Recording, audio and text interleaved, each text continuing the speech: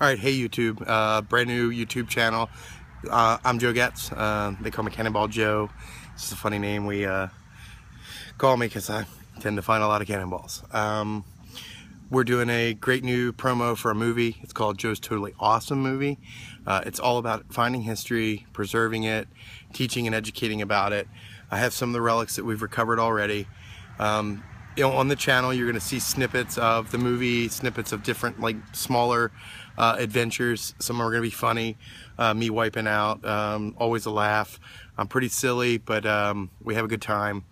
We're going to focus on history. We're not going to sit and get into, oh man, this is a $10,000. Look, that's not what we're looking for. I'll tell you, one of the big things we're at, bullets, mini balls. Absolutely awesome, absolutely cool. They tell a human element unlike anything else that you'll ever see. You can learn so much from just a bullet.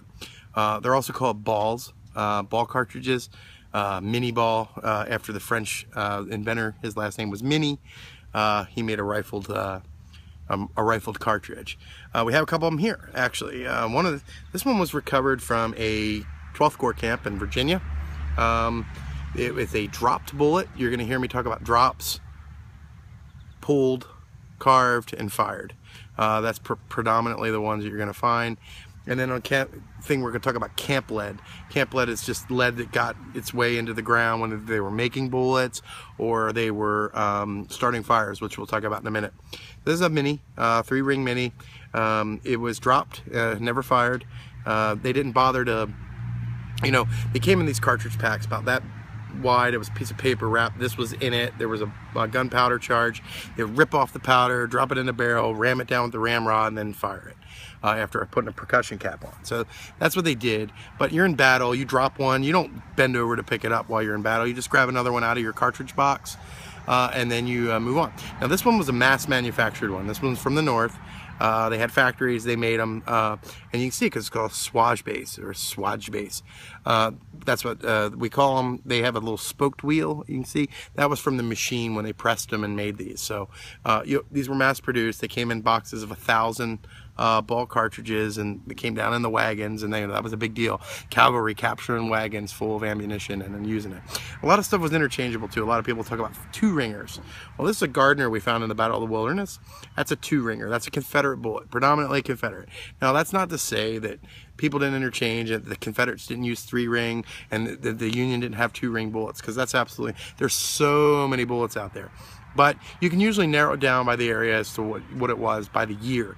Certain years they used certain caliber bullets, certain years they used certain types of bullets, certain units had certain types of bullets. So you can learn a lot of information just from a bullet. So that's a Gardner found at the Wilderness. Wilderness is a neat campaign, really top 10 bloodiest battles out there in the Civil War. We've had some property that we've looked at and done some excavation on, found some pretty cool stuff you're gonna see in the full-length movie. Awesome stuff, really cool.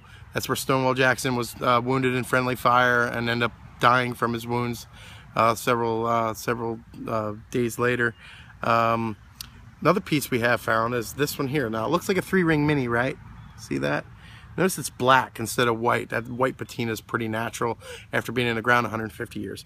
But if you look at it now, you can see that it was melted.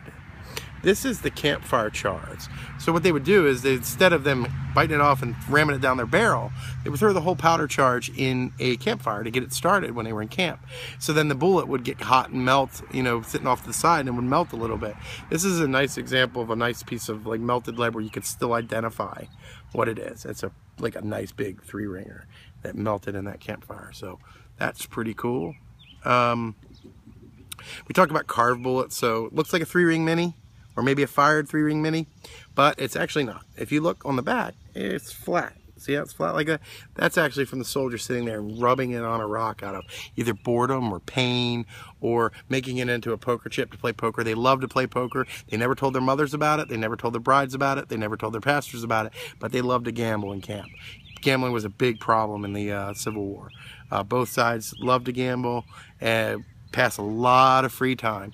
You were either marching or you were camping. They spent very little time actually fighting. Battles were, happening, but in between, a lot of downtime, a lot of boredom. So you'll see a lot of different carved stuff coming out. We got another carved piece. This was eyeballed at a camp near that same camp on the other side where the 1st, 2nd, 3rd Corps were. As you can see, it looks like a 3-ring mini. It looked like when it was out of the soil that it was just a 3-ring mini and I had to dig it out. But I didn't. It was right on top. It was perfectly flat. They had cut that off to make that into something. We have seen, you know, examples of acorns, squirrels, flattened out into tokens. They would take a quarter and like stamp the quarter into it to make a design. They've carved some obscene things. Alligators, fish, faces, all kind of things like that. So this is another actual carved piece. This piece, everybody says, oh, that's flattened, but no, you could tell by the scrape marks it was actually carved. They just sat there with this Enfield bullet and carved it against the rock. I think they did a lot of it.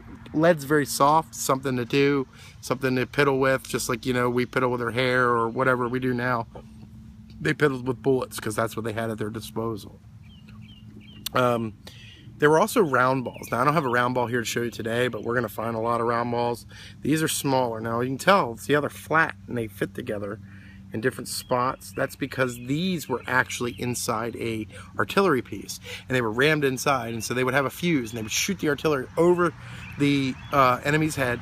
The artillery would explode, and iron chunks would go everywhere, and then these little lead pellets, sometimes iron pellets, would just fly everywhere like a bullet. So imagine like you were sitting underneath a chestnut tree, and you hear that thump, thump, thump, boom, you know, where the chestnut comes down.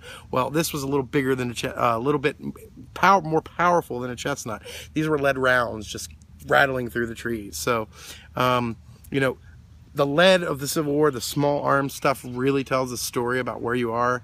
Again, we've uncovered some buckles and some box plates and some, you know, guns and some revolvers and some Enfields and some musket parts and tokens and coins. But, you know, the bullets are really some of my favorite because they really tell about what you're, you know, where you're at and what you're looking at and, you know, who was there. So, you're going to see buttons, you're going to see bullets, you're going to see belt plates, you're going to see underwater, you're going to see rivers. It's going to be exciting. So subscribe to my channel. Help me get, I want to get 500 people subscribed by the end of the month. And if you subscribe and you put a comment in the comment section for this video, I'm going to take a random name and we're actually going to send that person. I'm going to find out at the end of the month. We're going to grab the people up and we're going to send them a real relic from the actual movie as a little memento with a little write-up of where it came from and kind of maybe the story behind it. So if you want your chance to get a relic, a real Civil War relic, like not commercialized, sold in some gift shop, but like really found, really documented, subscribe to the channel and put a comment in the comment section and we're going to pick someone at random and we're going to give away something really cool. So subscribe to the channel and can't wait to show you the videos as they start to come about. Be patient. I'm not the greatest editor, so I'm working on that and I got a lot of people helping me. Thank you to everybody that's helping me. Can't wait to start showing you some cool stuff. Joe gets out and we'll see you later.